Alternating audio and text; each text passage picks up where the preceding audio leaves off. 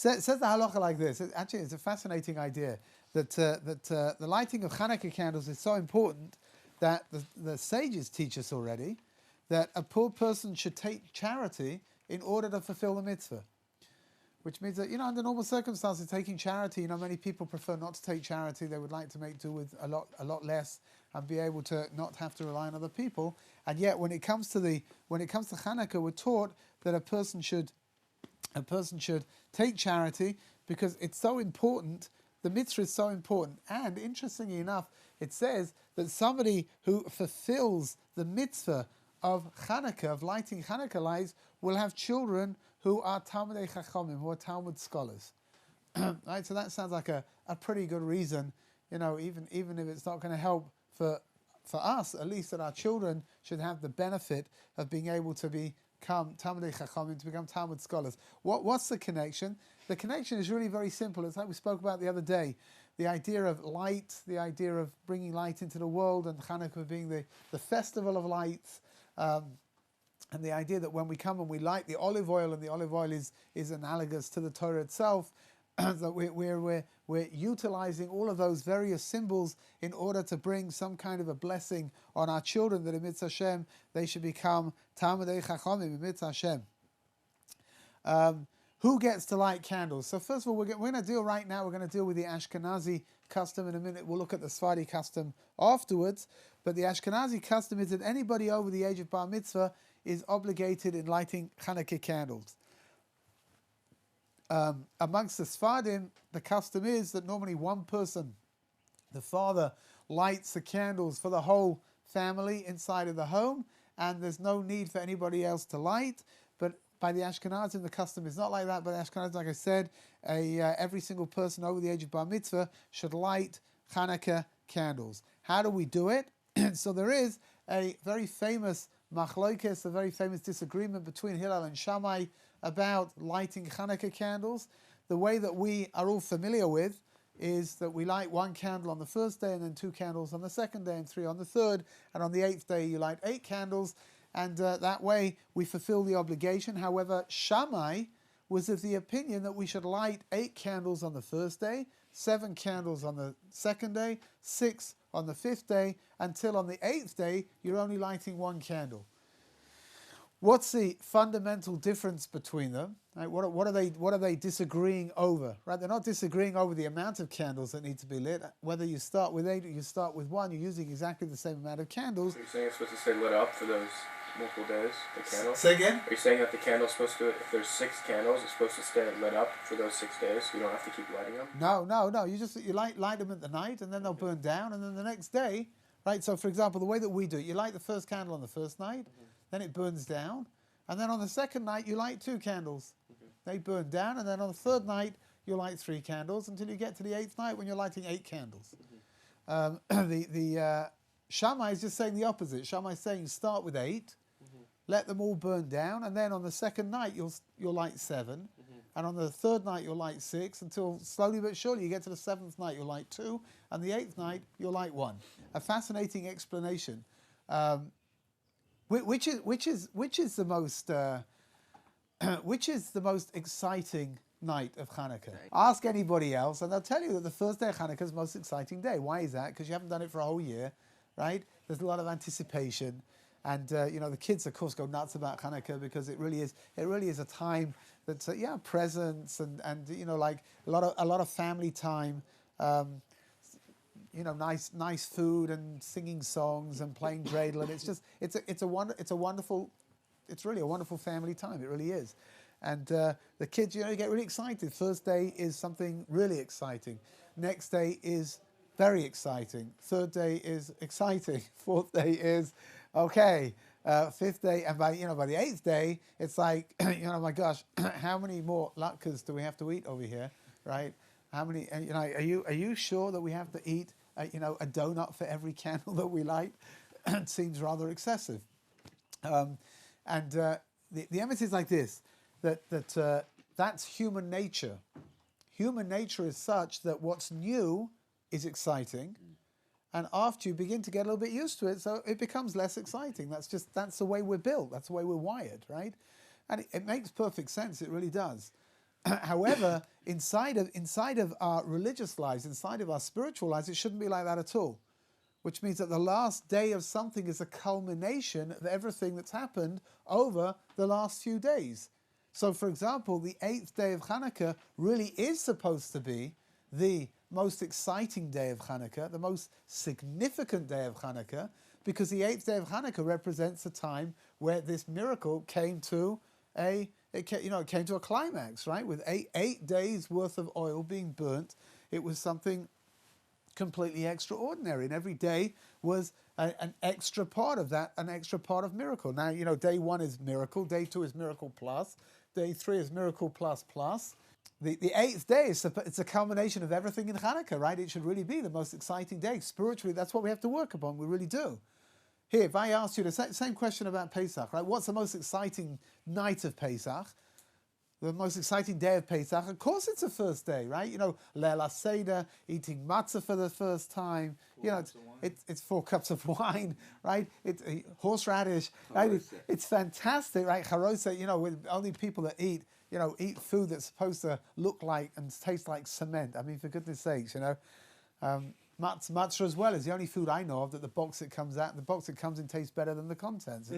It's weird, right? But by the time you get to the 8th day of Pesach, it's like, what time is the bakery open? I need a roll. It's like people are having withdrawal symptoms. I gotta have a roll. But the truth of the matter is, what happened on the last day of Pesach? The sea split, and we went through the sea, and we became a nation, and that's it. We're completely and absolutely released from the bondage of Egypt, right? Which means that the last day, spiritually, the last day of something is the most significant day of all. Hillel's saying, when you come to light your Hanukkah candles, that you go, day 1, you light 1 candle. Day 2, you light 2 candles. Day 3, you light 3 candles. Why? Because we're supposed to be building up our anticipation. The more candles you light, then the more anticipation you're going to have until, like you and your sister, you're going to get to the 8th day, and it's like, I want to light. No, I want to light. No, it's my turn to light. As you get away, Mummy, she hit me back. Whatever, right? But unfortunately, psychologically, we're not like that. Like I said before, psychologically, by the time we get to the 8th night, it's like, okay, come on, we got to light candles, come on. And it's like, it loses the freshness and the excitement. Hillel's saying, we've got to light the candles going from 1, 2, 3, 4, 5, 6, 7, 8, going up, because we've got to learn how to be excited about doing the mitzvahs. We've got to learn that each day there's another dimension of mitzvah that's being added into the day. And we should feel that. Shammai, who is a little bit of a killjoy, right? Shammai saying to Hillel, yeah, that may be right, but it's not the way we are. Which means the most exciting night of Chanukah is the 8th night. It's the first night. And then the second night is a little less exciting. And by the time you get to the 8th night, then the excitement has really pretty much disappeared. Says Shammai, if that's the case, how should we light candles? Well, start with the 8 candles on the first night, because that's the most exciting night. That's the build-up of everything, right? And then the next night, well, a little less excitement, so you just light 7 candles. And the night after that is a little less exciting, so you just light 6 candles until by the end you get to 1. We choose to follow Hillel, right? But it's not enough just to follow Hillel. It's not enough just to light 1 on the first night and 2 on the second night and 3 on the third night. We have to follow Hillel we have to learn what Hillel's teaching us, right? Hillel's teaching us that we need to be excited about doing mitzvahs. We need to be excited we need to have an anticipation to be able to do this. And the more, the longer Chanukah runs for, the greater our anticipation and our appreciation for Chanukah needs to be. And that's hard. It really is, right? That's something which requires working, and the more you read up about Chanukah, the more you understand about Chanukah, so the greater your appreciation for Chanukah is going to be, because it really is a very beautiful time. A wife should not light independently of her husband, right? So even though we mentioned that anyone over the age of bar mitzvah has an obligation to light the Chanukah lights, but a husband and a wife, a team of a husband and a wife. So the husband lights the candles for the wife. She doesn't light her own candles. We'll learn in Mitzvah Hashem later on if the husband's not around and for whatever the reason he's not able to light, then the wife should light for him. How many lights are you supposed to light? So again, it's interesting. In the Gemara it says like this. There are different opinions. One opinion is that one light per night is enough. Right? And the truth is, mi'ikar adin, according to the absolute stripped down version of the halacha, if a person's only got 8 candles, that's all you've got, right? Then you can light 1 candle every night and you fulfilled your obligation of lighting Chanukah candles. The reason why we follow, Hillel's suggestion of 1, 2, 3, 4, 5, 6, 7, 8 is because there is a concept of mahadrin mina mahadrin. We're going to do this in the best possible way that we can do it. We're going to do it in the most proper way. You sound almost English, right? The most proper way to do this, which is taking the most. I'm going to use the word stringent. I really don't mean it in a negative way, but we're going to do it the most proper way because that's the most stringent way to do it. Now, where's this coming from? Where's this idea coming from? So we spoke about a little bit yesterday. Chanukah is all about the rededication of the temple, right? Which is Chanukah is all about starting fresh and beginning something all over again, right? Let's just go back into the story of Chanukah for a moment. The temple's been defiled. They have to come. They have to cleanse it. And now they're going to start worshipping all over again. It's like a very, very special moment inside of Jewish history. And it's all got to be done in the best possible way that you can do it. Right? And that's exactly what we're doing over here. When we come to light Chanukah lights, we're commemorating what took place over there. We're commemorating that idea of rededication. We're commemorating the idea of purity, right? Doing things in the best possible way that we can. And that's why everybody lights the Chanukah lights. It's a fantastic idea. Everybody uses the most stringent opinion with lighting Chanukah lights. It doesn't matter, who you belong to, whether you're only, marginally affiliated to Judaism. Chanukah is a very popular festival, even amongst the non-affiliated Jews, because, not non-affiliated, I'm sorry, but sort of marginally affiliated Jews, because it represents something which really speaks to everybody. Lots of people light Chanukah candles. And I wrote a piece once for the Osamech magazine, which it makes me, every time I think about it, it makes me laugh. It really does. I went with my mother to a charity dinner in London. The charity dinner, it was kosher, of course, but it was for a Jewish charity, and it was I can't remember which charity it was, but I can tell you where it was. It was in the Imperial War Museum. It was a really rather fancy affair, and Martin Gilbert spoke. Actually, I can't remember what it was, but I sat on his table. It was a rather fascinating. Martin Gilbert was one of the greatest greatest historians in England. He was Jewish. Passed away not very long ago, actually. A few months ago. But I sat next to a fellow. It makes me laugh, this whole story, actually. That the food was kosher, but it wasn't, that the meat was not glatt kosher. So there's different levels of kosher, right? And I'm careful to eat only, I guess, super deluxe kosher. And it was whatever. I don't remember. Probably I don't remember the details, but it was definitely kosher. But it wasn't meat that I would normally eat, right? So my mother called over the waiter and asked if there was a vegetarian alternative. So the waiter said there was. So she asked can you bring 2 vegetarian meals, one for me and one for my mother. And I'm sort of like getting ready to cut open my beautiful artistically designed tomato that's sitting on this plate, and watching other people getting themselves stuffed into roast beef. And there was an elderly fellow sitting next to me. He hadn't said a word to me since I'd sat down.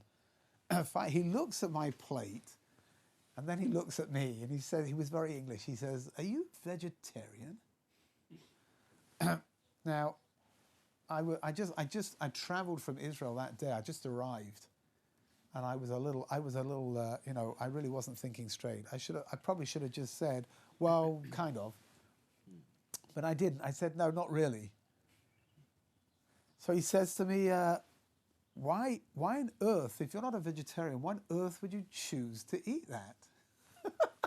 Which was a good question, because it was pretty, whatever. It did not match up to what everyone else was eating, that's for sure.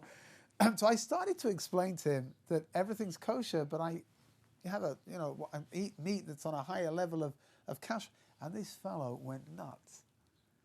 He said, "What are you talking about?" He says, "Kosher is kosher." He says, I don't understand what you're talking about. I really don't understand this. And then, believe it or not, he looks at me and he says, "You, sir, are a snob." And I'm like, I've just got off this blooming plane and I've been carted off to this ridiculous charity dinner to sit and have a piece of tomato instead of a proper meal, and I'm being accused of being a snob by this fellow sitting next to me. I was like mortified, really. I mean, you can call me lots of things, you really can, but I'm not here because we're being videoed, right? But a snob, that's like, whoa, that really hurt. Then, so everything goes quiet, and I'm like pushing this piece of tomato around my plate, and they came around with the wine. So they've got red wine and white wine. I don't drink alcohol. I don't like this stuff. So anyway, he gets that the person with the wine gets to this fellow sitting next to me, and he says to him, "Red wine or white wine, sir?" So the fellow looks at the bottles, and he says, "What are these? What are these wines?" So he says, "These wines are from Israel, sir." So he says, "Israel? Israel?" He says, "I don't drink wine from it. So I only drink French wine, the best French wine." And I'm sitting there with my mouth wide open, bits of tomato like falling out of my mouth because I can't believe it. I've been accused of being a snob because I didn't want to eat the meat, and he's busy ranting on about the wine, that wine's just not good enough for his palate because it's not French wine. So it got me thinking, what's this got to do with that? I think, well, first of all, it filled up 5 minutes. That's a pretty good reason to tell over the story.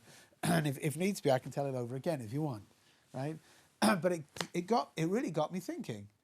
Inside of Judaism, there really is sometimes, I don't know what else to call it, but there really is sometimes a sense of Jewish snobbery. Oh, you do that? Oh, we don't do that. Oh gosh, you eat that? Oh, we don't eat that. Oh, you go there? Goodness me, we don't go there. And there's a certain sense of whether it's intentional or unintentional, there's a certain sense of like, holier than thou. It can be, sometimes it can be a little bit patronizing, right? What got me thinking was that on Chanukah, nobody's frummer than anybody else. Everybody's fulfilling the mitzvah of lighting Chanukah lights the same way. But you hip shot, right? The Gemara says if you want to fulfill the mitzvah, you can fulfill it lighting one candle every day. How come nobody does that? Everybody takes upon themselves the most stringent opinion of all, which is what? That we light 1 and then 2 and then 3 and then 4. What's called in the Gemara mahadrin mina mahadrin. That's about as muhudar really means beautiful, right? That's about as beautiful as you can get in fulfilling the mitzvah. Everybody does it together, and you know what I think? I think that's the beauty of Chanukah. It really is, and maybe that's one of the reasons why Chanukah ties all the Jewish people together. I remember when I was growing up, I had Jewish friends who were not the least bit religious, and they didn't keep kosher at home, and they didn't keep Shabbat. But you know what? Chanukah, they all lit Chanukah candles. It was a big thing. So fine, they may not, they waited until their father came home from work, and maybe it was a little bit later on. But it was a big thing. Everybody, and you had to be home, right? You couldn't go out. You had to be home for the candle lighting. Chanukah unites everybody. Maybe the reason why Chanukah unites everybody is because there really is no one-upmanship when it comes to keeping Chanukah. We're all doing it the same way. So good. You want to have a discussion about what do you use to light with? Oh, you use that oil. We don't use that. We use this oil, right? Or you use those candles. No, we use these candles. But at the end of the day, the mitzvah, the performance of the mitzvah itself, we're all doing it the same way. And maybe that makes Chanukah less, again, I'm hesitant to use the word, but maybe it makes Chanukah less threatening, perhaps, than other than other holidays, which are very, very detailed and very complex, and very easy to make mistakes with inside of. Chanukah, it's easy to do. How do we get onto that? I don't remember, but whatever. I did enjoy telling that, so I haven't told that story for ages, actually. I was completely taken aback by it. Okay, how long does the light have to, the candles, how long do they have to be alight for? So we touched on this yesterday. They've got to be alight for half an hour after nightfall. Now, we're going to talk in Mitzvah Hashem about when the candles need to be lit, at which point. But many people have the custom to light the candles before nightfall, about 15 minutes before nightfall, which means that if that's your custom, then you need to have candles that are going to last for 45 minutes because they have to last a half an hour after night falls. Let's say it gets dark at 5:15, then your candles have to stay alight until 5:45. If you light your candles earlier than nightfall, you need to have enough fuel there to keep them going for half an hour after nightfall. So all I'm saying is like this: if your custom is to light just before it gets dark, then you need to make sure the candles are going to last long enough that it's a half an hour after it gets dark, right? The little twirly coloured candles that get sold all over the place are absolutely fine for every day of Chanukah. They'll last for 45 minutes. That's about their maximum, but they're fine. The problem is Erev Shabbat. Right, on Erev Shabbat, you've got to have your Chanukah candle lights staying alight half an hour after nightfall. However, when do we light the Chanukah candles? Well, we light the Chanukah candles just before we light the Shabbos candles, which means if you're here in Israel, if you're here in Jerusalem, that's 40 minutes before sunset.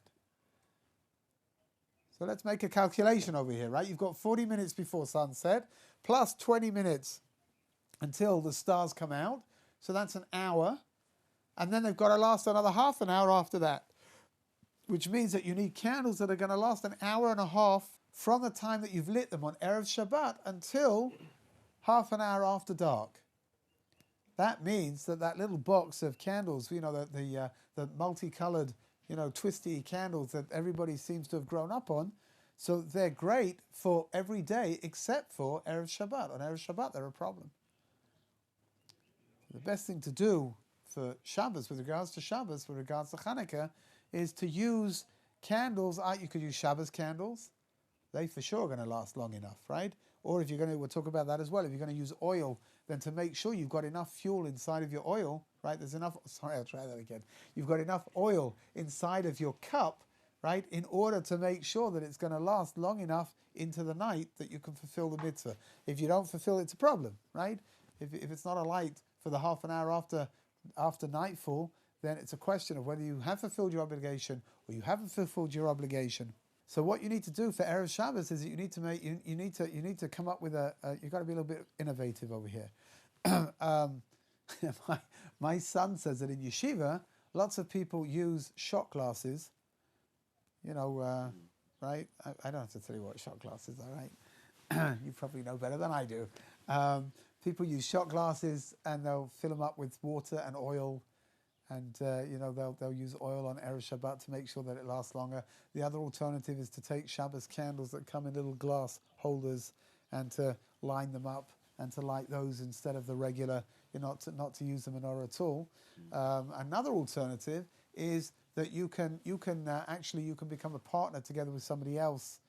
So let's say you don't want to have to go to the additional expense after you've bought the menorah and you've bought the candles. You don't want to go to the additional expense of buying a whole new something just for Erev Shabbat.